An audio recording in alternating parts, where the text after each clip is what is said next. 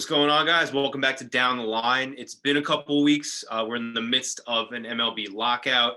Twitter has just been even more toxic of a place than usual. I spent my week arguing with people over the 2017 American League MVP award and A-Rod fighting Jason Varitek, who was the bigger bitch in 2004. So suffice to say, I need some actual baseball discussion in my life. So Rob and I hopped on here. We're talking about the 2022 Hall of Fame ballot. I think it's the most interesting ballot ever. You look at it, there's honestly 10 to 15 guys that you could say, based off their career numbers, deserve to be in the Hall of Fame. A lot of Hall of Very Good candidates as well, but also the most prominent faces of the steroid era on the ballot. So on some of them on their final chances to get in. Exactly. You know, literally on their last leg. So, I mean, that's why this is important as ever. Either these guys are getting in or they're not getting in at all. Exactly. So I think that there's a lot of interesting decisions to be made here. We're just going to go down the list. We're going to rapid fire at you. Because the cool thing about this is I feel like now finally in the ballot, we're getting to see where we saw the bulk of a lot of these guys' careers. I mean, obviously some of them, Clemens and Bonds, they had long careers started before we were born. But for a lot of these guys, their primes are really when we started to first watch baseball. So I think that it gives us kind of a different perspective that we haven't necessarily had before, where we grew up watching these guys, playing as them in video games. So we're just going to give you a short spiel on every single guy and then whether or not they have our vote. So and also what we like our first thoughts of like just some of them like instant reaction.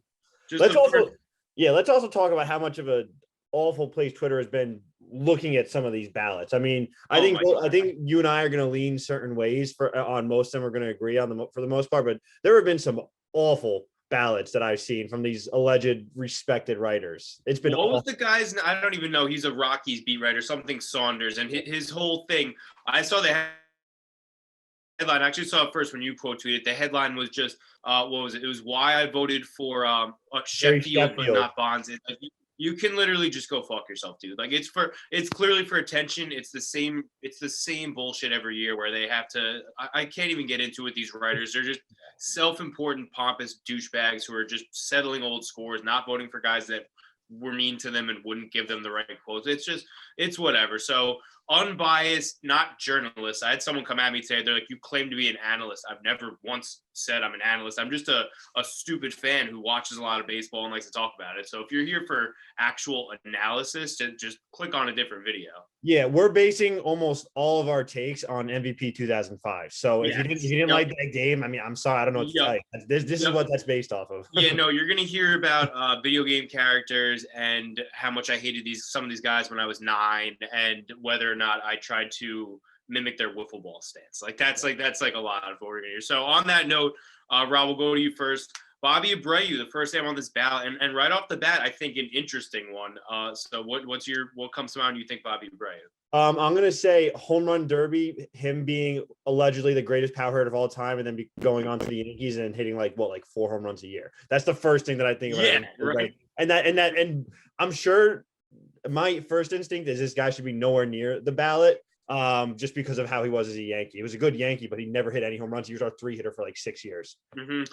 Yeah.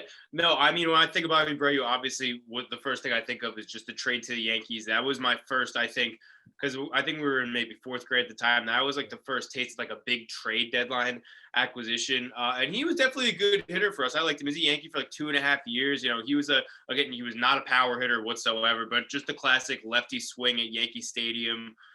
He was a good Yankee, and if you look at his numbers, they're sneaky close to being Hall of Fame. Yeah, I'm not voting for him. I'm assuming you're not either. No. Yeah, he's not a Hall of Famer, but he's got like a career WAR over 60. He was a good hitter in this league for a long time. I think he's a textbook Hall of Very Good candidate, not a Hall of Famer. He's one of those guys that like Fred McGriff, like when they were like kind of debating him for so long, like, yeah, like we knew he was good for. Like, we know he's good, but like, there's something about Bobby Abreu where it's like, no, this guy does not like. I'm sure a good guy does not belong in Cooperstown. There's something that there was never anything electric about him. He doesn't pass the eye test. I think that's the simplest way to say it. I agree. A lot of these guys are right on that border of the eye test, and I think he's somebody that just doesn't pass it.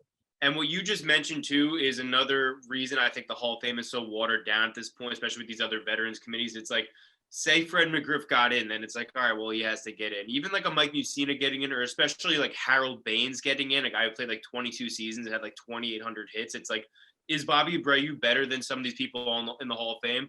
Yes, I do think he is. Is Bobby Abreu a Hall of Famer? No, he's not. So it's a tough line to draw where you could vote for a lot of these guys on this list based on like hand picking one or two guys in the Hall of Fame that they're better than, but he's not a Hall of Famer. Yeah, no to Bobby Abreu. Sorry, man. All right. So, and then here we go. Number 2. This is going to be, I think, one of, if not the most interesting names on this list. It's Barry Bonds. So what comes to mind for you? The greatest baseball player of all time. I mean, come on. Like, let's cut the shit now. I was a big proponent. I'll cut it there and then we'll get into our takes. Sorry. Best baseball player of all time. Period. Yeah. No, it's crazy. You know how people do the thing where they break down like Tom Brady's career and say like he could have had like 3 Hall of Fame careers. Barry Bonds could have had at least 2 Hall of Fame careers, like borderline 3, just because he was probably a Hall of Famer, or at least on that track before he left Pittsburgh. He had a couple MVPs, a bunch of Gold Gloves. And then obviously with what he did with San Francisco, that's a Hall of Fame career right there.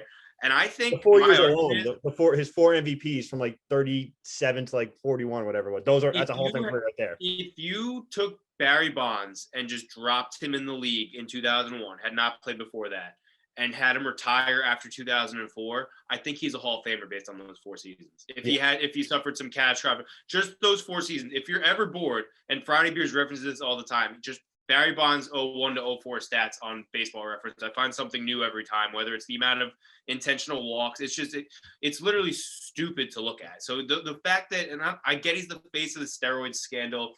I understand all that. If this guy's not in the Hall of Fame, the Hall of Fame loses a lot of credibility. Yeah, and I have a whole tangent to go on, but I think I want to wait for Clemens because him and Bonds and Clemens are statistically the 2 best of their. Clemens is the best pitcher statistically wise, 7 Cy Youngs, you literally can't beat that. And then Bonds is the best hitter. So I'll wait for Clemens to go on my whole steroid era rant. I'm sure you have one as well. But Barry Bonds gets in. It's ridiculous. Absolutely. It's ridiculous. Absolutely. Yeah. So next name on the list is Mark Burley. No. First thing that comes to mind is the between the legs. I guess ground ball off his foot, picks it up on the foul line. Goes through his legs from his glove and hits it over. What was it? Paul Konerko. Catches it barehanded. One of the coolest plays you ever seen. Yeah, no, for sure. Mark Burley, good pitcher in the league for a lot of years. 2005 won a World Series with the White Sox, but just not a Hall of Famer. I will say he had a better career than I would have imagined because he had like 270 wins, a good win percentage, actually a few good seasons, like where he was like top 5, I think top 10 Cy Young. And I'm like, okay, that's a little better than I actually give Mark Burley credit for, but again, doesn't pass the eye test. Again, I think he's a Hall of very good guy. I'm probably going to use that term like 50 times in this video, but I think he's the tier below a Hall of Famer, which there's nothing to sneak. Like if you're saying the Hall of Fame is what, less than 1% of guys who's ever played, I think the Hall of very good is that like next 1 to 2% of guys. Yeah, he's somebody who hangs around on the ballot for like 5 or 6 years until everyone's like, okay, come on, Mark. Yeah, everyone's like, all right. Mark Burley, come on. Now the tuxedos seem a little fucked up. Yeah, exactly. All right, so again, you just talked about him, Roger Clemens. So what's your thoughts on him? My first thing is his splitter. I mean, that thing is just disgusting. You could also make the argument of the bat situation, but I'm going to go with the actual player, and Clemens' splitter. His whole arsenal just disgusting, absolutely disgusting. Oh, shout out Pitching Ninja too, just for the show. There you go. Yeah, you said it. Barry Bonds won 7 MVPs. Roger Clemens won 7 Cy Youngs. Faces of the steroid scandal, I understand it.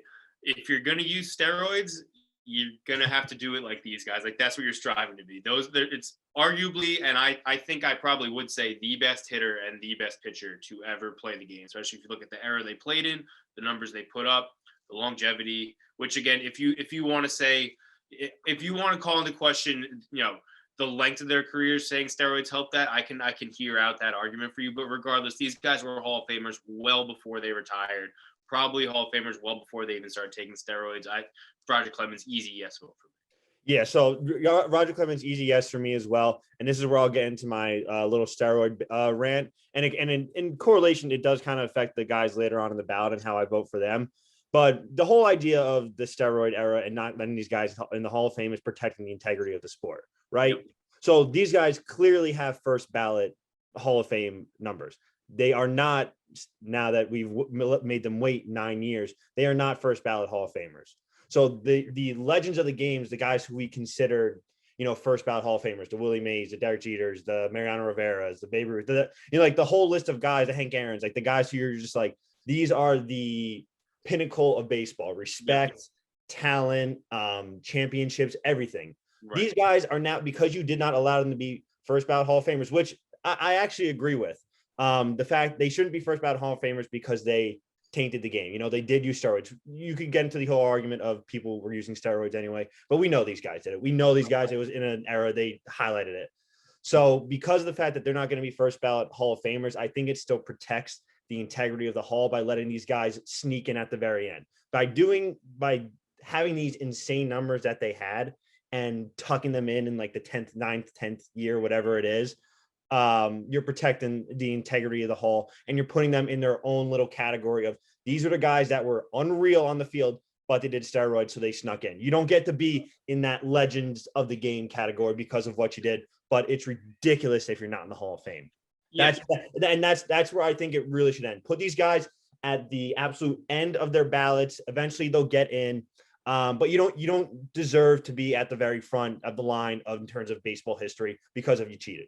I think, that's where I'm at. Agree with that. I agree. Yeah, no, and you're right. I never thought of it that way. It'll get reflected in, it's also so stupid that I saw a tweet today. It was like, I can't believe people actually filled out ballots where they didn't vote for like Hank Aaron, Willie Mays, Jackie Robinson. Like the fact that Mariano, although he deserved it, obviously, was the first ever unanimous Hall of Famer, that's crazy. But regardless, you're right. These guys aren't going to be first ballot Hall of Famers getting 97, 98% of the vote. They'll probably, if they do ever get in, they'll sneak in closer to the 75%. So I think that's kind of a good way to ding them a little bit for what they did. That's their punishment. Yeah. Yeah, absolutely. And look, my whole big thing is I'm just so against treating the Hall of Fame like it's some sort of morality contest. Like, first of all, on steroids alone, multiple players have said that there are guys in the Hall of Fame that they've known that have used that just never either failed a test or named in a report. Like, you could probably look at Mike Piazza, Jeff Bagwell, Pudge Rodriguez. They said that there's multiple steroid users in the Hall of Fame. So they're already in.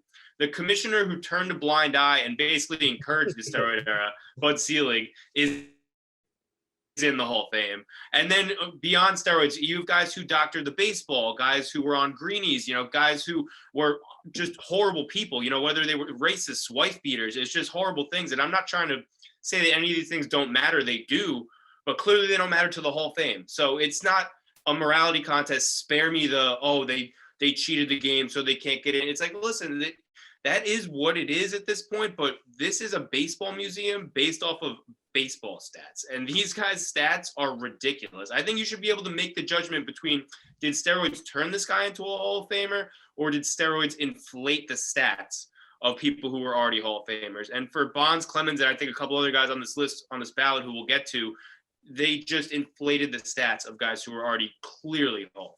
Yeah, I did a below, when we were still writing the below the belt articles with consistency. I did a whole deep. This was one of my best deep dive journalism moments ever. Again, we're not journalists. I just was curious myself, and it was Bonds' career before he took steroids, which was he supposedly started in 1998, which obviously lined up when he was ridiculous in 2001 to 04. Yep.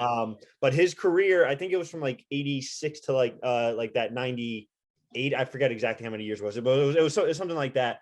He was on pace to be in the Hall of Fame. He was on pace to be like a 500 home run guy. He was on pace to be like a 500 stolen base guy. His average was always good defender. Like, he was on pace to be like someone who probably would have fallen in like these, like maybe like 4th, 5th ballot type, kind of something in that range. Yeah. So he was on pace to do that. And Clemens, same thing. So yes, these guys were Hall of Fame talents already, and they most likely just got inflated. I got obviously Bonds' head, and probably his balls got small, head big, ball small, but yep. Completely agree.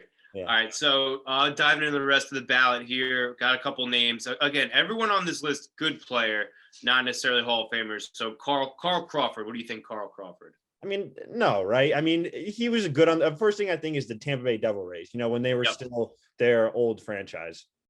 I think Devil Rays, when they had the gross, just horrible logo, like the disgusting green that just looked like a kind of fungus that you couldn't get rid of. And then also how bad he was for the Red Sox and how the Dodgers bailed them out of that contract inexplicably. And they won the World Series the next year. But no, Carl Crawford was a good player. He's not even in the Hall of Very Good category. He was just a guy that was just a good player. Yeah, I feel like anyone who you're like, oh, he was a bad contract, how do you put that guy in the Hall of Fame? You know, yeah, but if you're a Hall of Fame, you probably weren't a bad contract at any time. Exactly. Prince Fielder. Awesome. Just awesome. I think that's the only word you can use for him. Awesome. Hits tanks. He was great. Like the fattest vegetarian ever, I'm pretty sure. Like I've never seen a fat vegetarian before I saw Prince Fielder, but not a Hall of Famer, right? What's the guy's name? DJ Khaled. Oh yeah, DJ Khaled too. True. Yeah. Two fat vegetarians. Neither in the Hall of Fame. Yeah, no, neither one. DJ Khaled, maybe. Someday. I'd rap Hall of Fame. Actually, probably will make some kind. I'm sure he's some kind of music. They'll throw him in there. Fuck it. Here's an interesting name and a name that I've actually seen on a good amount of balance. Todd Hilton. For him, I think Larry Walker. I don't know why I feel like I put them synonymous. I feel like he's my first Colorado Rockies like franchise leader and everything. Did you vote for him or no? Yes. So he's somebody that I would put on the ballot. And I think he's in a unique situation. It's because if Larry Walker got in, I don't see why Todd Hilton can't get in. And I think Hilton benefits from the fact that the Rockies haven't been around as long as a lot of other franchises. And mostly for the fact that I think of him as like a staple for a franchise. And anytime someone's like a staple to a franchise, I think that helps me at least mentally pass them on the eye test. You know, I'm like, who are the Rockies without Todd Hilton? You know what I mean? Who are the Rockies without, Tulowitzki all those years? Right now, Trevor Story or not? So it helps me kind of just be like, oh, that guy's a legend. It computes in my head. So past like the eye test of it, his numbers were ridiculous. Yes, he spent his whole career in Colorado. We can make that argument for decades, but you can't ignore what the numbers actually are. He put up a Hall of Fame, I'm sorry to say, batting average, everyone. I'm sorry to say, but at the time that did matter. And outside of that, his other stats were really good as well. So I'm going to go yes with him. Okay, so I see your point. I'm with you that he was kind of the first guy. Like growing up, I would say he was the Rockies for us. Like he was the first guy. Like we were a little bit after really Larry Walker's time. Didn't vote for him just because to me his numbers are very borderline in a lot of ways. Nothing really jumps off the page at me. I ended up voting for 9 guys and I was down to 3 guys for my last spot. He was one of them. I ended up just not voting for any of them. So I have no issue with him getting in. I just didn't see him as a guy that I felt like I had to vote for. So I passed on it. Yeah, no. And I'm not like this guy's somebody who has to be a Hall of Famer. I think he's right on he'd be at the top end of the Hall of Very Good and the bottom end of the Hall of Fame. I feel yeah. So if he doesn't get in, I'm not going to be like it's a disgrace to baseball. Totally agree. He's as good enough. I think he can get a nod. He's as borderline as it gets to me. I agree. Yeah, I agree. Again, is he better than Harold Baines? Yes. Does that mean very much to me? No. So yeah, that's very well put. So next up, we got Ryan Howard. I got to go 2009 World Series. Yeah, he's just. As a Yankees fan, that's the first thing I think of when I think of Ryan Howard. I just remember him coming up, and it was was it his rookie year or his second year where he hit the 58 homers? I know it was 2006, but I know that it was. I just remember thinking it was crazy that a guy came into the league and in that period, 58 homers. I mean, even now, obviously that's a shit ton, but just 58 homers where he was just challenging what a lot of people still kind of consider the clean single season record of 61 homers. So just seeing that, it was sad that he fizzled out as quickly as he did.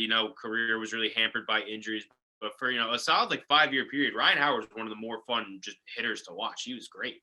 I got to say, the second thing I think of him is outside of Jim Thome, maybe one of the best opposite field power hitters. Yeah.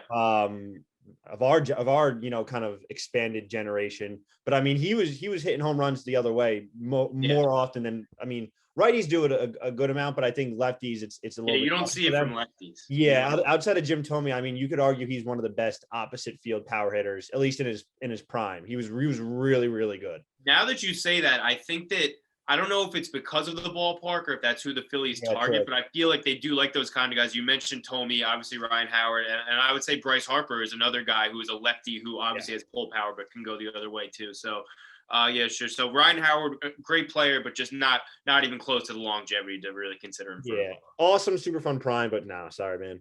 Yeah, Tim Hudson.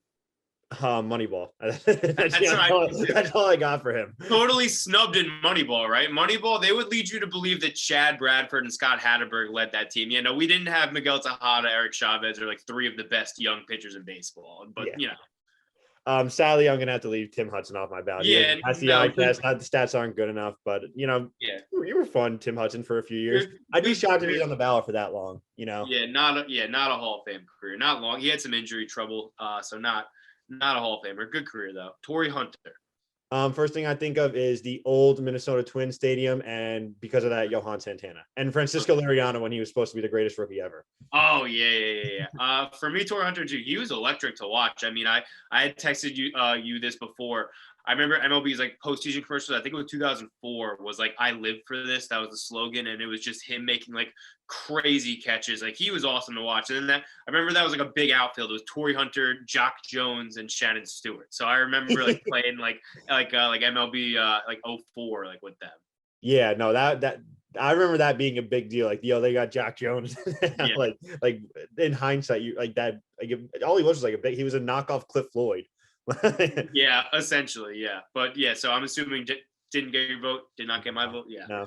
One of the funnest. If there was like a defensive Hall of Fame, I think we'll talk about Omar Briscoe later too. If there was a defensive Hall of Fame, Tory Hunter would got to be at the top of that list. Yeah, it's just not good enough overall. It is interesting, and that's a pretty good transition to this next guy, Andrew Jones, where when you're trying to make a Hall of Fame case for a guy, I know obviously I think most fans, the first thing you jump to is the offensive statistics. And I think that, you probably should, but at the same time, run prevention is huge. And, Andrew Jones, one of the better defensive center fielders we've ever seen. So what do you think on him?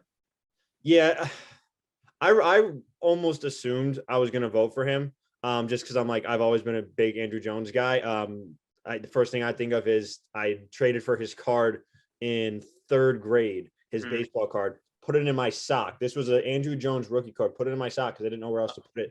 By the end of the day, it was destroyed. I don't know what in my third grade logic. Yeah, you were in my class. I don't know what in my third grade logic thought I was like, oh no, it'll be safe in there. I should have just put it in my desk or my pocket. But I didn't want to like leave it off my body. So I put it in this place. I'm like, okay, no one can steal it there. It won't fall out. Put it in my pocket. Put it in my sock, and it was destroyed. So because of that, I'm a little biased towards Andrew Jones because that card was ruined. That said, 8 Gold Gloves, I mean, that's really good.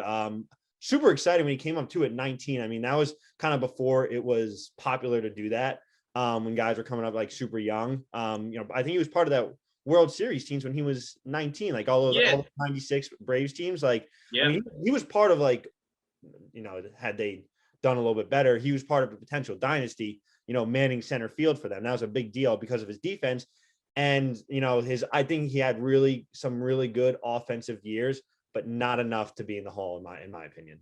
Right. So I actually did vote yes on him, and here's why. And again, I think it's kind of similar to your Todd Hilton argument, where I'm not going to be like, if he doesn't get in, oh, how could he not get in? The offensive numbers aren't anything crazy. They're good. He was definitely a good hitter throughout his career. Had 400-something home runs. His career OPS plus was 111. So 111, you don't look at that and say, oh, that's a Hall of Fame kind of OPS plus. But he did have 10 Gold Gloves. Like you mentioned, he was on those Braves teams where he came a year after the World Series win. But he was on a team that won, I think it was like 12 straight divisions, playing center field for them. And center field, pretty underrepresented position lately in the Hall of Fame. You look at Bernie didn't get in. We just glossed over how, Tory Hunter's not going to get in. So I'm not saying that he should get in just because he's center fielder, but I think as one of the best defensive center fielders of all time, who was also an above average hitter, a really good team for a long time, he's a guy that I am going to give my vote to. Yeah. Just because I don't think he is getting in. I think it'd be super fun if he did. Yeah, I don't think I'm he all either. for him getting in. I don't think his stats back it up, but he's Yep. one of the more fun players that we've seen, in the past couple of generations, again, kind of extending the generations. But he was super fun, to watch. We obviously caught the tail end of his career when we really got into it, but his highlights are awesome. So I'm in for him getting in. It would be super fun, but I just don't think his numbers are there yet. Absolutely. Not yet. He's not adding Yep. numbers, but he's not getting in. Yeah. Yep. So next up, Jeff Kent. Um, I don't know if maybe this is just what I'm hearing, but isn't he a douchebag? That's the first thing I think of when I hear him. I heard he was an awful teammate. Yeah, he had beef with Bonds. I know there's a beef history video of those two. I think if you just you feel like he kind of bounced around a lot for a guy who was pretty good, right? Maybe that's because he was such a douche. I remember he was like the Giants, Dodgers. He played for a bunch of teams for a guy who has a decent Hall of Fame case. Yeah, I left him off of mine. I mean, I 400 plus home runs for a second baseman is impressive because it's not a power position.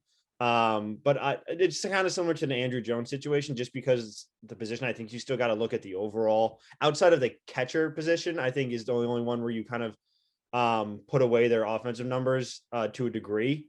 I don't think that second baseman should be getting a lift up just because, the position that they're at. Still like 450 home runs and everything else being, around the mediocre area, obviously above average, but like in terms of like Hall of Fame conversations, I think he just kind of finds himself, middling out.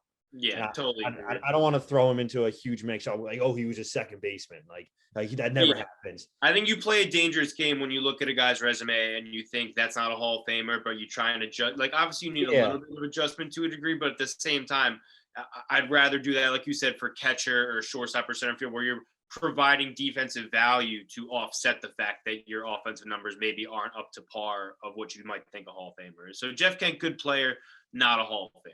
Yeah. It just doesn't line up with me. No. So here's a fun name, Tim Lincecum. I mean, the craziest windup ever. And also like what felt like it was a 9-time Cy Young, Yeah. I think of the This Is Sports Center commercial where he's trying to record his voicemail and he's giving himself all the nicknames like the Freak, the Franchise, like Big Time Timmy Jims, the Freaky Franchise, and it's just that was a great commercial. Just a really, really great prime where he multiple Cy Youngs, obviously the Giants won the World Series. And then just falling off to the point where he was left off postseason rosters. So, and moved to the bullpen. He tried, I think it was 2017 was the last year he tried to crack the Rangers bullpen. Just a sad case of a guy where if you took his prime, it measures up against a lot of Hall of Famers. And I forget who we were talking about with this, but guys to win multiple Cy Youngs, or does he have 2 or 3 Cy Youngs? I think he's got 1 or 2. He definitely has I think 2. Just 2, but let me see if he has 3.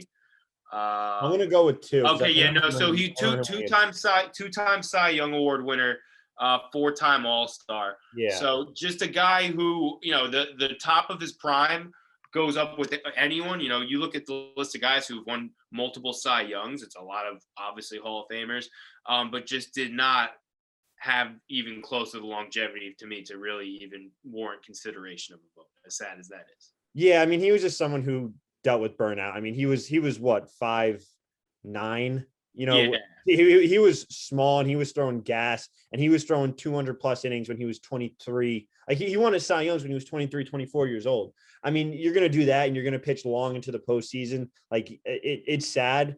I'm sure he made his money. And, we're saying it's sad that he didn't have a Hall of Fame career. He had, like you said, one of the best primes ever. And he had a super fun career, 1 World Series, 1 Cy Youngs, all that stuff. And was even he was like a bit of a cultural icon, the hair, the wind up, the leg kick and all that stuff. Like he was a really big part of baseball for half a decade. But then he fizzled out. So you can't put him in the Hall of Fame, but just, he's fun to remember. I think just about everything you just said, I think just about as big of a legacy as you can leave behind, while also universally people agree that you just are not even close to being a Hall of Famer. So I think in such a short amount of time, I think he did the absolute most you can do. And I think that there's definitely a lot to appreciate about that. Yeah, absolutely. Next name on the list, Justin Morneau. Concussion. That's the first thing I think that too. First thing I think of. Oh, Concussion. and beating Josh Hamilton in the home run derby. Oh yeah. First of all, fuck that. Two things he didn't deserve. I was gonna bring up something else. He did not deserve to beat Josh Hamilton in that home run derby. That was fucking stupid. It's like everyone knows that was Josh Hamilton's. I forgot that Justin Morneau even won until you just said it. And then he beat Derek Jeter in the 2006 AL MVP race, which he also did not deserve. So yeah, just a concussed Canadian that just wins things he doesn't fucking deserve at all. So not my vote. You definitely no. You're not getting in more now. Sorry. Another Minnesota Twin, Joe Nathan. And this is gonna go into my whole Billy Wagner spiel as well. He thankfully he ends with him so we can end with my little reliever rant, but I'm gonna go with no for Joe Nathan. I think he translates the same way as Tory Hunter, where it's like the old Minnesota Twins, which goes to Johan Santana, which goes to Francisco Liriano. Yep. I think A-Rod taking him deep in game 2 of the ALDS in 2009 when he had coming off like a great year. I mean, he was a really good closer for a long time, but that home run is just one of my favorite in postseason history. So Joe Nathan, thank you for that. So we had a pretty lengthy. That was kind of the part of the ballot with a lot of guys. I think we each voted for one guy in there. You had Hilton, I had Andrew Jones. Now we're getting into a little bit more of the meat with David Ortiz. So here's an interesting name. Rob, I'll let you go first. Yeah. First thing I think of with him is he's, I think, the only person that's ever been allowed to say throw an F-bomb on live TV and nobody caring. Absolutely nobody. Not a single person on earth. And then he said, "This is our fucking city," and everyone was just like, it's their city. Yeah. I would say giving a pump up speech to a city after a terrorist attack, that's a top 5 time to use an F-bomb and get away with it. I would say probably top 3. Yeah. I also remember the This Is Sports Center commercial with the hat. I mean, that's just hilarious. But in terms of his Hall of Fame status, I'm sick of the he was on the Mitchell report. What did he test? This, that. I'm sick of it. Ortiz is part of the steroid era. I think it's fair to say that we're grouping him in with these other people. You can go into the whole test situation, but what you're going to find, I'm going to vote this with A-Rod, Ortiz, Manny, and all these guys. If we're going with the idea that these guys did steroids, they don't deserve to be first balloters. If we're taking them off of this, if we're going with this integrity train, because if we've already done this with Bonds and Clement and potentially other guys as well, these guys don't deserve to be first balloters.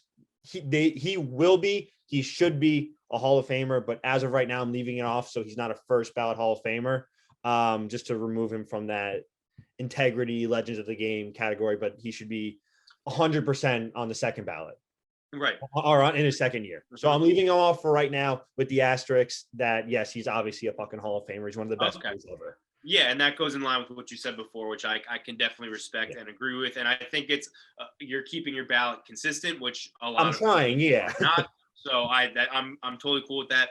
I did give him my vote. Look, as much as the guy absolutely killed the Yankees, as much as I hate how he pretty much gets a pass, even though he was in the Mitchell report. Obviously I see Red Sox fans clinging all week to the, maybe it was a false positive or the conspiracy that there were too many Yankees in the Mitchell report and they threw Ortiz in there.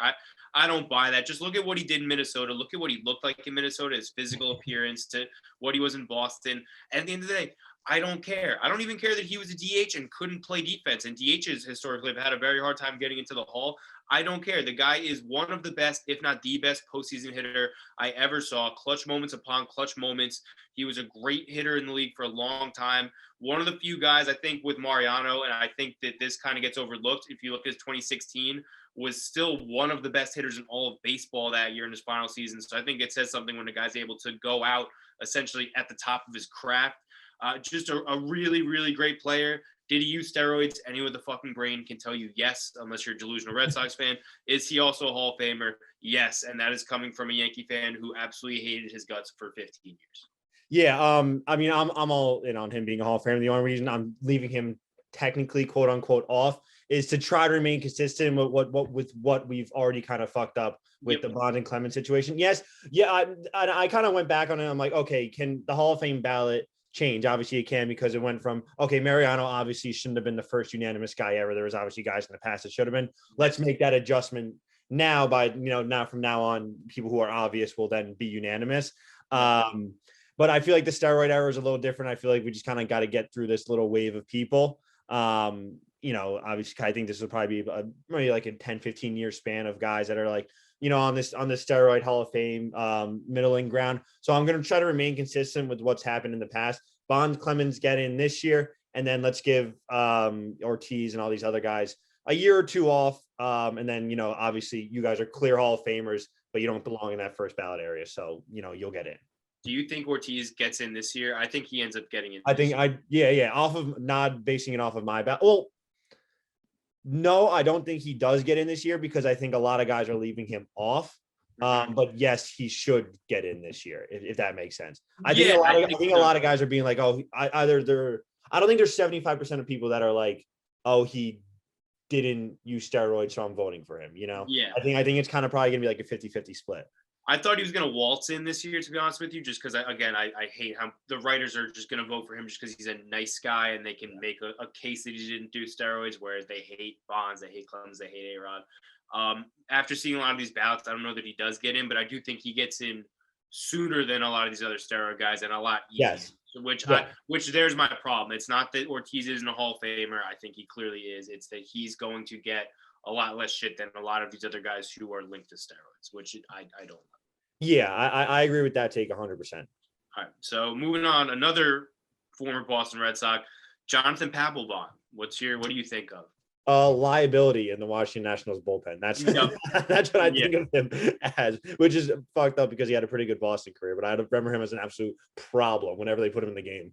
I think of him being an absolute douchebag, just like the stare he would do when he was on the Red Sox back when he was actually still pretty good. I fucking hated him. Like he's up there with my most hated Boston Red Sox of all time. He's up there with the Dustin Pedroias and the Craig Kimbrells of the world. And then getting into a fight with Bryce Harper in the dugout in Washington. Just if you're gonna overpay a reliever to underperform, you could at least ask him to not fight your 20-year-old phenom outfielder in the dugout. But I mean, you can't always get what you ask for. Yeah, I mean that's on them for letting him in the dugout. Yeah, so no, Jonathan Pablon. Yeah, that's a clear no, John. Get him the fuck off the ballot. I don't even want to think about him again. Jake Peavy. I just think of like National League with him. I don't even have like an association of Jake Peavy. He was like really good on the Padres for a very short period of time, like around the same time Linsencum was good, but not as good. And then he made a nice career for himself. He was pretty good on the Giants again. Was he on the 2014 Giants, Jake Peavy? He was like supposed to be an addition to some staff that everyone was super pumped about and then wasn't that good. That might have been that year. He won 2 World Series. Was he on the Red Sox in 2013 that won the World Series? He was? Yeah, he got traded to the Red Sox at the deadline in 2013, and then he was on. So he won back-to-back years, and then he was on the Giants in 2014. Did he pitch in those playoffs? Was he any good? Well, the fact that we can't remember, and he pitched 3 games. He pitched 3 games for the Red Sox in the playoffs. It looked like he got he got shelled in the ALCS. He had pretty good starts in the World Series and Division Series, and then he pitched not all that well for the Giants in the playoffs next year. But he got 2 World Series rings, so good. I mean, good for Jake Peavy, but I mean, just clearly definitely not a Hall of Famer and probably a guy that should fall off the ballot immediately. Almost immediately. He reminds me of Dan Herron, and I can't tell you why. Maybe just righty pitchers from that era, but I think that's a little disrespectful to Dan Herron, to be honest with you. I see where you made I think they're the National League West 1 to 2 pitchers like in the rotation. But okay, definitely not. Andy Pettitte. So here's a name interesting for Yankee fans. What I've seen a lot of Yankee fans pining to get him into the Hall of Fame. What's your thought? So because he's later on in the ballot, he's been on for a couple years now. I actually put him in. Okay. So Andy Pettitte has my vote for mostly for his playoff performance. His career stats were good, kind of middling. Obviously a ton of wins, but his ERA was really not that great. I think he finished like a 3.85 for his career, which is nothing spectacular by any means, but one of the best postseason pitchers of all time. And I think that when you're accounting for someone who's like in one of the best winners in baseball history, you gotta put that in the Hall of Fame. I think that's more important than some other things. Like I put Todd Hilton because he's the face of the franchise, or at least in my mind. But I think being someone who you associate as like a winner, obviously he had his steroid issues as well, but we're moving past that to a degree. But if I'm somebody who believes that Madison Bumgarner should be in the Hall of Fame whenever his career is done, just for what he did in those 3 World Series, because he was one of the most historic performances multiple times. So I think if you're a winner in the postseason, especially a pitcher, and Andy Pettitte being the winningest pitcher in the postseason, I put him in when everything else kind of backs it up. And if I want to stand firm to my Mad Bum case in 10 years from now, give or take, I'm going to need to put Pettitte in. So this is standing my ground for a future take. So I actually didn't vote for him. And look, I'm a huge Yankee fan. I'm a huge Andy fan. Obviously, he does have a postseason track record. He is the winningest pitcher in the postseason. He won all 3 clinchers in 2009. He's got 5 rings. I left him off for 2 reasons. One, a little bit of a personal vendetta, just that he left, and also that Cashman let him go. I just think that the Yankees would have won in 2004 if they had kept Andy Pettitte around. So I don't know if that's me being mad at him or me being mad at Cashman, but just overall, I just wish that never happened. And 2, his postseason track record, I mean, he's got a 3.81 career postseason ERA. So it's not Madison Bumgarner, who I agree with your case. It's not even Kurt Schilling, who we'll get to later. So he was a very good pitcher in the postseason. He also had his stinkers. I think he benefited a lot from being on the best dynasty of all time, and I don't know that he deserves to necessarily be a Hall of Famer. Because at the same time, it's not like he carried those staffs either. You know what I'm saying? Like, was he the ace, or was David Cohn, or then Roger Clemens, and then, in 2009, obviously CC Sabathia. So I'm not saying the Yankees don't go on those runs without Andy Pettitte, but at the same time, I don't think Andy Pettitte is close to a Hall of Famer without being on those Yankee teams. I think the case that a lot of people try and knock Jeter down for, but then Jeter played a career's worth of postseason games and also did it at an all-star level. Pettitte won a lot of games in the postseason, but he wasn't some dominant force in the postseason, I guess is my point. You just made me change my take. I'm taking it back. Wow. I'm taking it back. This wasn't penned in. All the ballots were penciled in, so we're fine. Yeah, I'm going to erase Andy Pettitte from mine. You're right.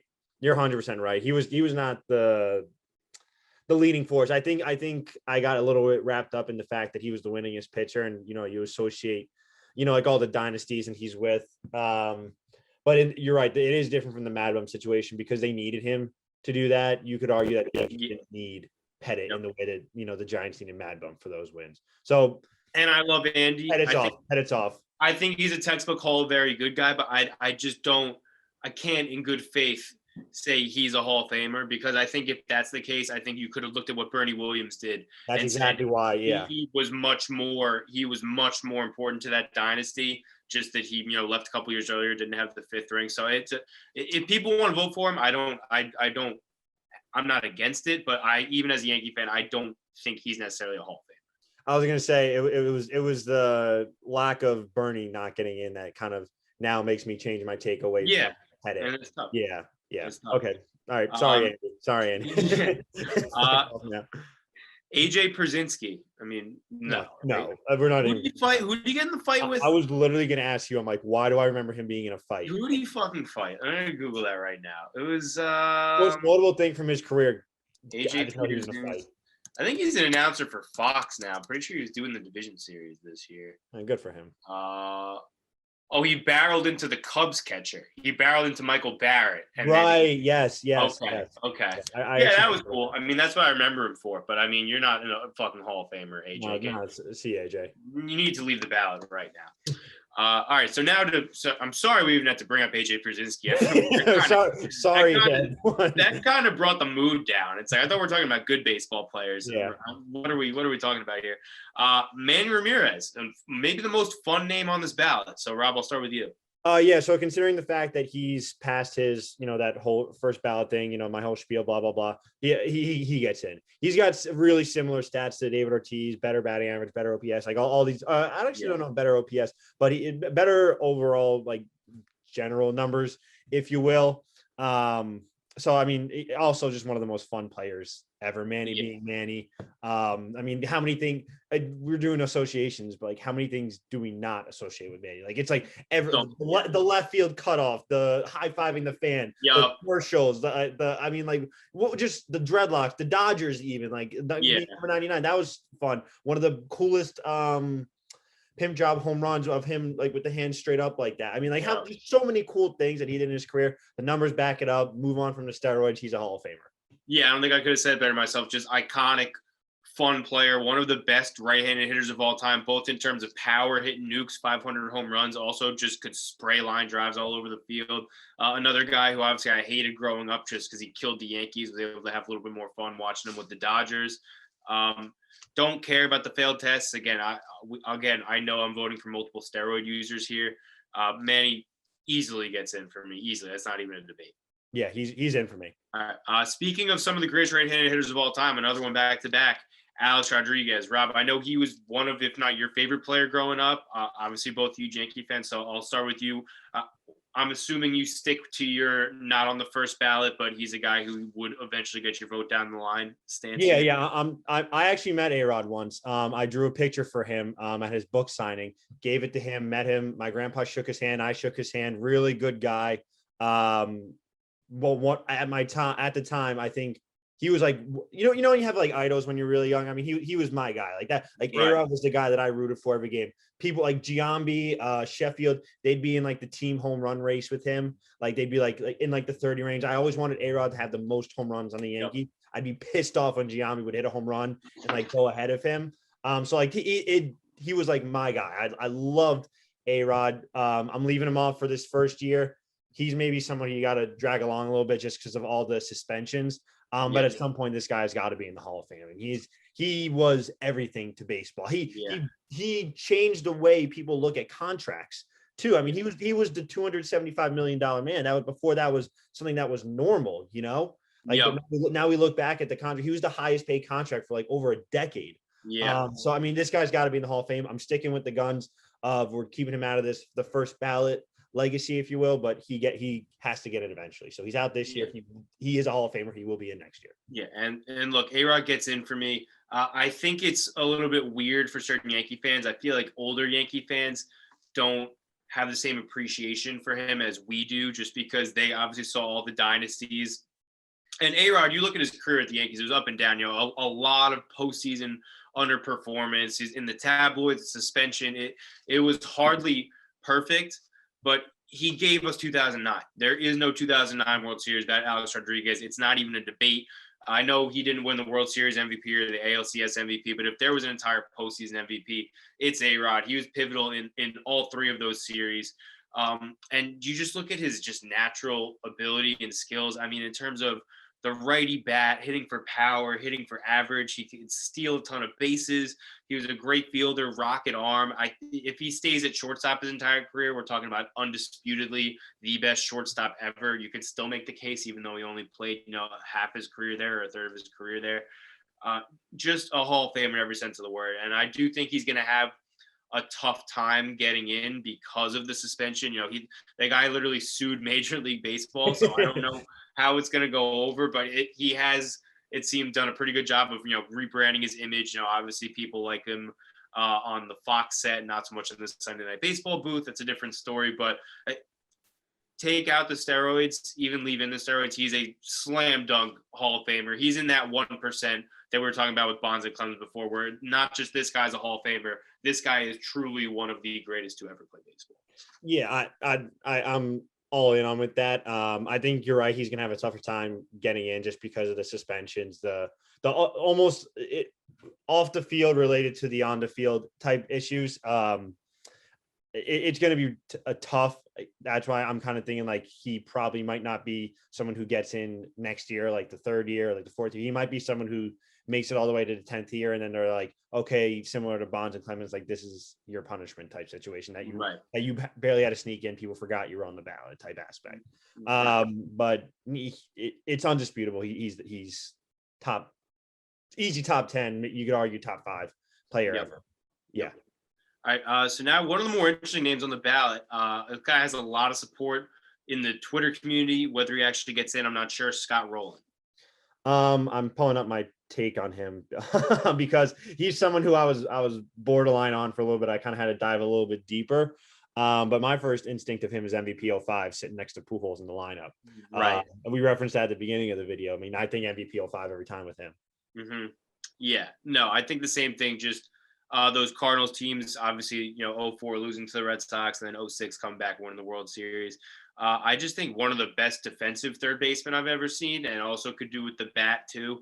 I think he's very borderline in terms of numbers, but kind of going off my Andrew Jones point before, I felt a little bit weird voting in Andrew Jones because of my point that he was an above average hitter at an elite defensive position, and then not voting in Scott Rollins, a guy who is an even better hitter. It may be a little bit less premium of a position, but still one of the better defenders there to do it. So I went back and forth, but I did end up giving him my vote. Yeah, I gave him my vote too.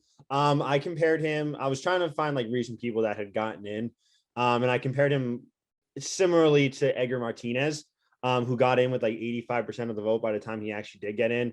Edgar Martinez a little bit better offensive numbers, but Roland counteracts that. Similar to your Andrew Jones argument, Roland counteracts that by being one of the best third basemen of the generation. And having I think he was the one that had like 8 Gold Gloves or something like that, which is really good for third base. So I wound up putting him in. I think that he does deserve it. Plus, he was also part of a World Series team, or one of his World Series and all that. So I think he's someone who, I don't know if he gets in this year, because he was at like 53% of the vote last year. So it's usually like incremental like that. But I'm giving him my vote this year. I think if he doesn't get in this year, he will get in eventually. I agree. I think he's a guy that gets in towards the back end of the 10 years, like somewhere in the 6 to 8 range, as opposed to, he needed to be in early. But I do think he gets in. Next up, Jimmy Rollins. MVP, believe it or not. I always forget that he was an MVP. But that's the first thing I think of for him. I don't think he's a Hall of Famer, but he was good. Yeah, I mean, as a Yankee fan, I always think of how he predicted Phillies in 5 for the 2009 World Series, which was just a awful prediction in terms of preparing your team to play that series and in terms of what actually happened. Really good player, though, like you said, MVP. I like him on the TBS broadcast sometimes, but just not a Hall of Famer. This is SportsCenter commercial too. Of the one where your shoulder. You're he's like, is that big? Yeah, yeah.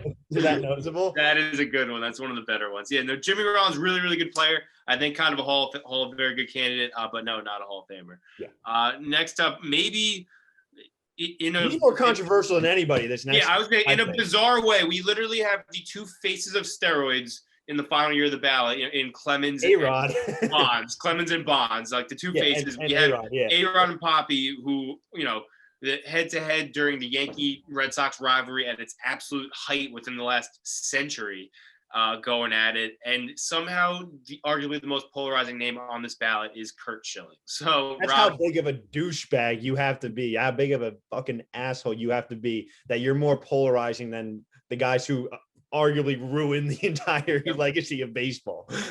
So where'd you land on him? Unfortunately, I voted him in. At some point you got to judge. This is his last potential year to get in. So at some point you got to judge the player, not the person. He is an absolute scumbag. He is the stuff that he said to journalists, the things that he has tweeted. He is just a really bad dude. But at some point he did have a good enough career. It's kind of an odd situation because he did request to be taken off the ballot, and the writers were just no. Like, no. That's honestly the biggest thing for me where I wouldn't want to vote for him, just because he is a scumbag. But like I said before, I mean, Ty Cobb is in the Hall of Fame, and he literally went into the stands and beat the shit out of a fan for the fan suggesting he might be part black. So okay. I literally wrote Ty Cobb is in the Hall of Fame. This guy can be in the Hall of Fame too. I think everyone can agree that Ty Cobb is an absolute scumbag, as is Curt Schilling. His regular season numbers are kind of borderline, but back to your Mad Bum point, this guy is one of the best postseason pitchers I've ever seen. Obviously, you look at what he did with the Red Sox in 04, you look at what he did, especially with the Diamondbacks in 01. He dominated the Yankees time and time again. Horrible person, really good pitcher. So I'm going to give him my vote. Yeah. So sadly, I did this. I'm more reluctant with his vote than anybody else because but like at some point you got to stop judging the person and just let the player be in the Hall of Fame. Maybe we put him like next to the bathroom. or something like Yeah, that. I like that. Let's put his plaque like way, or like right next to like the trash chute or something like that. We'll put you in, Kurt, but you're gonna have to walk a little bit to get to your plaque. I kind of like in the bathroom, just like the Kurt Schilling bathroom. No, let's have the dispense, like the paper towels come out of like his plaque.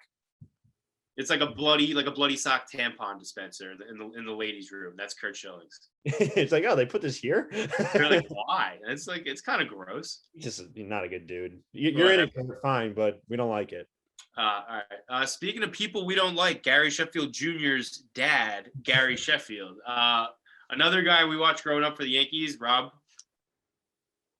Oh, my first is, I mean, it's obvious that everyone's association with him is his batting stance. Yes. Oh, of course. I mean, that's what I was referencing before. If you didn't imitate his batting stance growing up playing with football, you didn't grow up playing with football. Yeah. The weird wiggle, pulling every ball foul for no reason. If he just kind of stood still for a second, I'm sure he would have hit like 100 more home runs. Because doing this literally makes you pull the ball 10 times more. Whatever, Gary Sheffield, I'm not your hitting coach. Your forearms are ridiculous. His forearm should be in the Hall of Fame, and his batting stance as a hologram should be in the Hall of Fame, but he should not be in the Hall of Fame. He hit what was it? He hit 200 more home runs than Scott Roland, and he had 10 less WAR. So I mean, that just tells you this guy cranked home runs. That was all he was good at, and he was a steroid guy too. So clearly, he was somebody that would not have been a good player if he was in the Hall of Fame. I think this is we're going to start to find like the middle ground of guys where it's like, okay, you clearly weren't that actually good. It was because you used steroids. And it's like little things like that, like little things like their WAR, and you're comparing them to guys who didn't use steroids, where you're going to find their little discrepancies. And I think that's a huge one. He hit 200 more home runs, and you were technically a worse player than a guy who's barely getting into the Hall. Yeah, I totally agree with you. I didn't give him my vote. One, like you said with Roland, Gary Sheffield was a corner outfielder, not a particularly good one. I really wish, it's unbelievable that the Yankees signed him. And actually credit Cashman on this one, because he wanted Vladimir Guerrero, and they signed Sheffield instead for virtually, I think, an identical contract. So that sucks. Even though he was good in those years with the Yankees, I think he was second in MVP in 2004, but he could have been Vladimir Guerrero. To that will always piss me off. But back to kind of my point before about, did the steroids make a guy go from not a Hall of Famer or a borderline guy to a Hall of Famer, or did it just inflate a surefire Hall of Famer stats? Gary Sheffield had 509 home runs. 500 home runs is typically a benchmark of a Hall of Famer, where if you hit that number, you're good. Does he hit 509 home runs without steroids? I think it's pretty safe to say he probably doesn't hit 500 home runs. Like, even if you take away 10 home runs throughout the course of his career, which is not a lot. So if you look at it, steroids got him over that 500 home run hump. And if he didn't hit 500 home runs, we're not even having a discussion about him. So, he did not get my vote. No. And he created his son, which horrible. Really cool video of him last year though, when he's just hitting nukes off over the fence of that softball field with a cigar in his mouth. Objectively cool guy. I agree. I think if you could induct just his stance, I would do it. But and his forearms, and put his forearms in the Hall of Fame. Find a place for those. So what we need is a hologram, like you said, a hologram of just his stance and just the forearms. Just with some type of arrow, just pointing to the forearm, just being like, these are really cool. Yeah, these are in the Hall of Fame. I like it. Whose forearms are they? We don't talk about it. Yeah. So wrapping it up here, just 4 more guys left. This is the last steroid guy on the ballot, Sammy Sosa. No, I don't even want to associate this guy with anything. I associate with him and the fucking corked bat.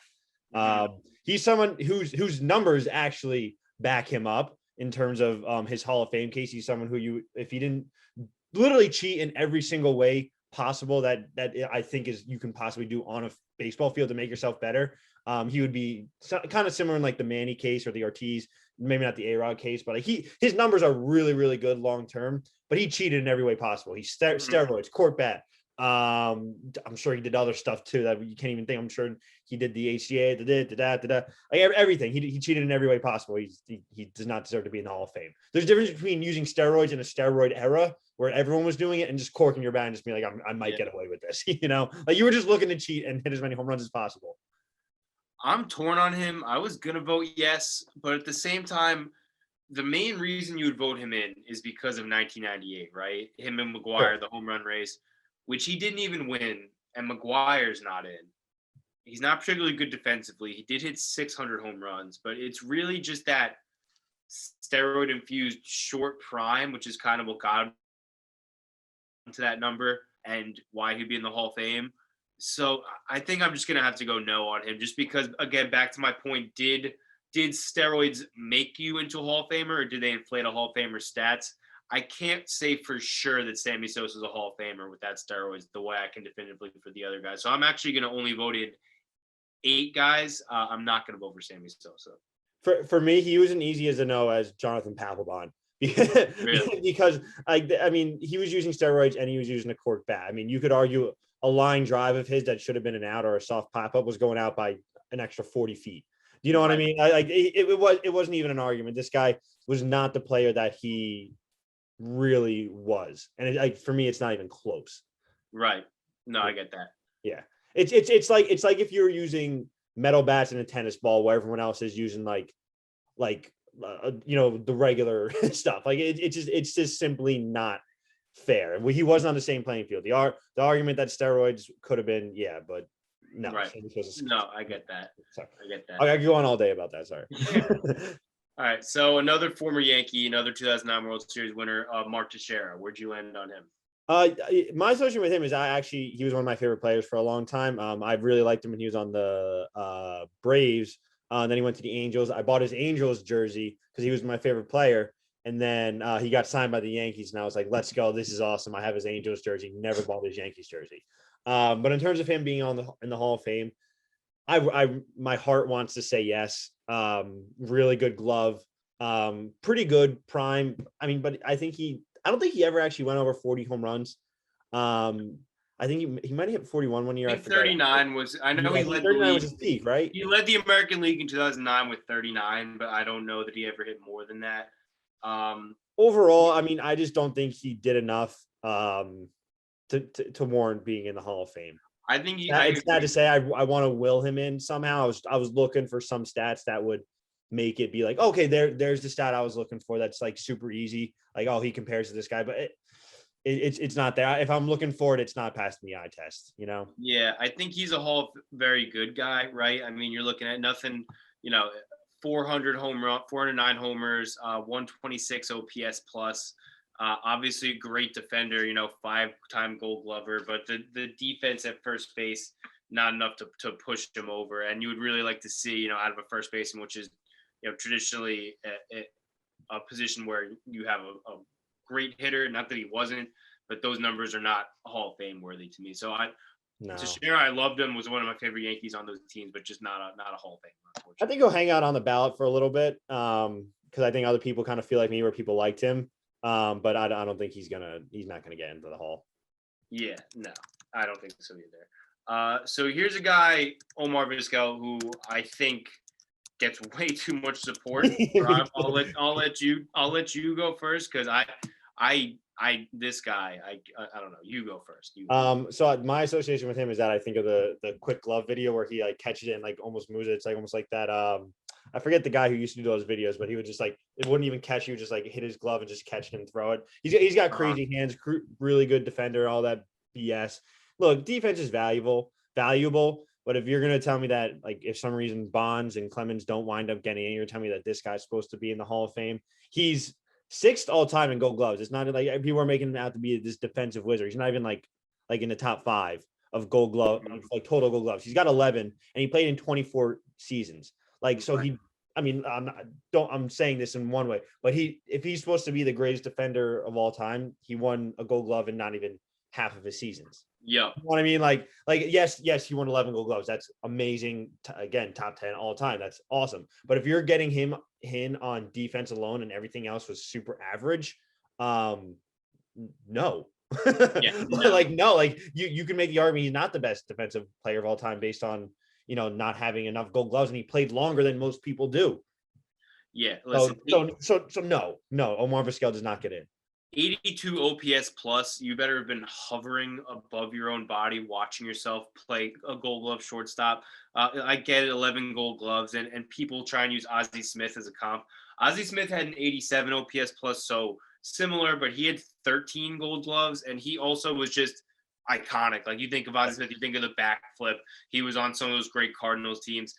Omar Vizquel, what? Like he was on an Indian team that lost a couple World Series, and no, fuck him. He's just the definition of a compiler. He's not a good hitter. He was a good shortstop. It's not like he was the best shortstop ever. And the kicker is he's the worst person on this whole ballot of all these scumbags. He just got charged. He's sexually harassing a bat boy. He's not a good person. He's not a good hitter. He's not even close to a Hall of Famer. So the fact that I'm seeing ballots with Omar Vizquel, when I would argue he is one of probably the 3 least deserving people on this entire ballot, is nuts to me. So Omar Briscoe was an easy no for me. And if he even comes close to the Hall of Fame, that'll just further prove how much of a process, how much of a joke this process has become. Yeah, I didn't know that other stuff about him, but yeah, no, he was not getting in for me. No shot. Okay. Last name on the ballot. I'll go first because you said you had a little blurb on relievers here. Billy Wagner. He was one of my 3 guys that I was kind of going back and forth on. And I do have extra room now that I took off Sammy Sosa. I'm still just not going to vote for him. I don't know. This is just a pure fan gut feel, and hopefully you have some stats to better back this up because I just feel like a moron. I don't think that he was one of the best relievers I ever saw. Like, I appreciate he was really good, but like, I don't look back and like, when I think of like just amazing relievers, like I don't think of Billy Wagner. Like, I'm not even gonna look back on him the same way I look back on like Craig Kimbrell, so I just don't, he to me, he's a borderline guy. If he gets in, great. I almost gave him my vote, but he's not a guy to me where I'm like, I need that guy in the Hall of Fame. Yeah. So I voted no for him as well. I really don't have any associations with him in the first place. But there's 6 relievers in the Hall of Fame right now. It's Mo, Hoffman, Goose Gossett, Dennis Eckersley. He also started a ton of games. I think he started like 360 games. You kind of remember him as a reliever. And all this, Lee Smith, Raleigh Fingers, and this Hoyt Wilhelm. Mm-hmm. In terms of statistics, actually, Billy Wagner has like the best overall look outside of Mo. 2.31 ERA, 187 ERA plus, 1 WHIP, 11.9 Ks per 9.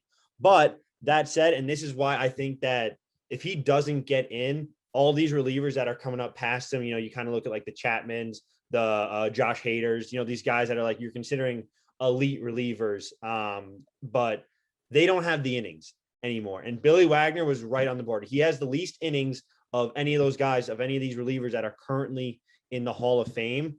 So you're kind of, with these relievers, you're looking at the prime versus longevity argument, to the max. And if these guys didn't have a good enough prime, they're not going to get in. And none of these guys are going to be able, from Billy Wagner going forward, none of these guys are going to be able to have the longevity, especially with the way that relief pitchers is done now. And I think that Mariano, while being the best, is going to be the last reliever that makes his way into the Hall of Fame, just because it's a different game now. And I think Billy Wagner is the cutoff. So if he makes it in, now you got to think about letting all these other future relievers in. So I think he's the guy that you got to start really thinking about what it means for like the future of the ballot. I'm going to go Billy Wagner no, because I don't think relievers should be outside of maybe like Mo, Trevor Hoffman, Goose, and then Lee Smith was good.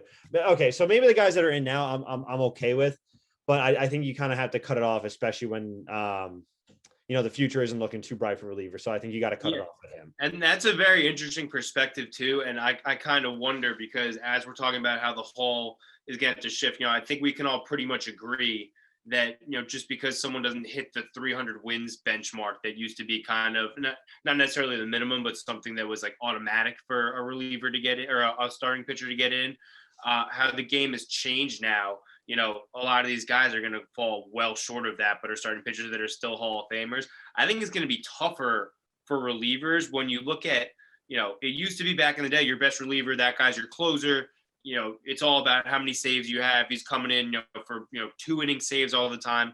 Not only is that not the case anymore, you might not even be throwing your best reliever in the 9th inning anymore. I think a lot of teams don't, so I think it's going to be very interesting to see, not just with these closers with less innings, but, say Jonathan Loaizaga, in his, does his role for the next 10 years as, the 7th, 8th inning guy.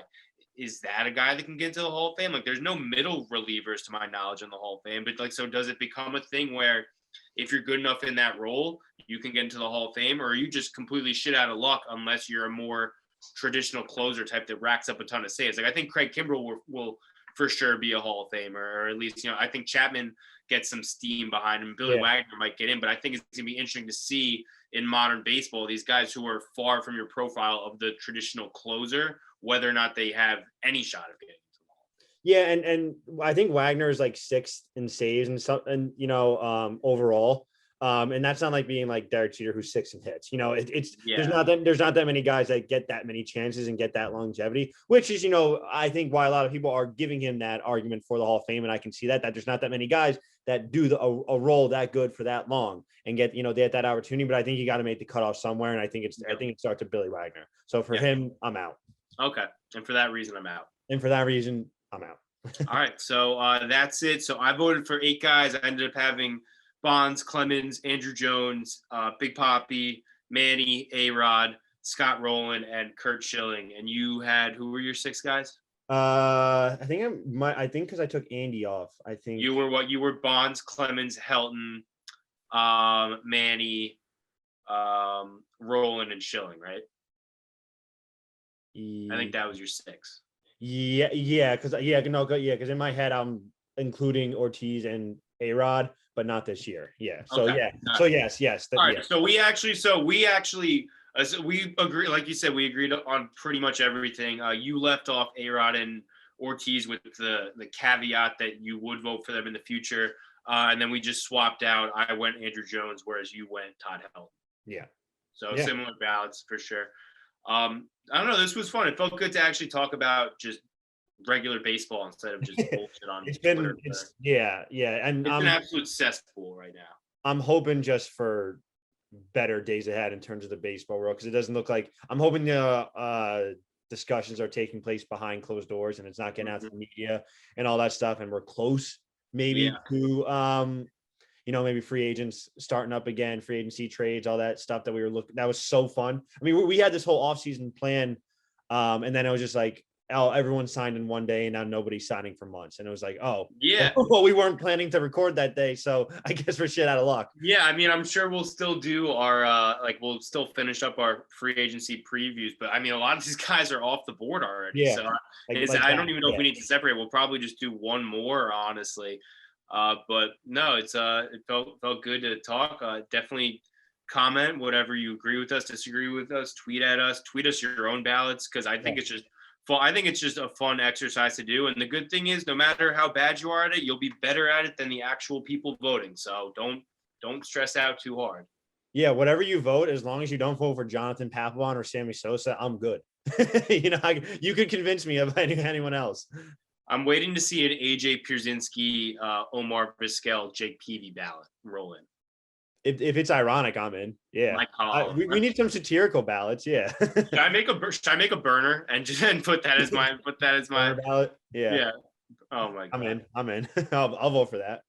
All right. This was fun, guys. Thank you. Tune in. We'll keep you updated with what else we're gonna have coming down the pipe. But this was a lot of fun, and we'll see you soon. Yeah. Listen to this whole thing. Long weekend ahead, so got a lot of time on your hands. I know everyone wants to talk baseball, so give the full thing a listen. Even though if you're hearing this part, you probably already did. So Merry Christmas, Happy Holidays, Happy Kwanzaa, Happy New Year. Make sure you get your shopping done. Don't overeat. Get COVID tested if you need it, but not if you don't need it. Don't worry about it then. Do what you gotta do. Yeah, just be safe. All right. Wear a condom. Yeah. Oh, not 2 though. Never 2. Ridiculous. 2's worse than none. All right. We're spewing. Later, skaters. See ya.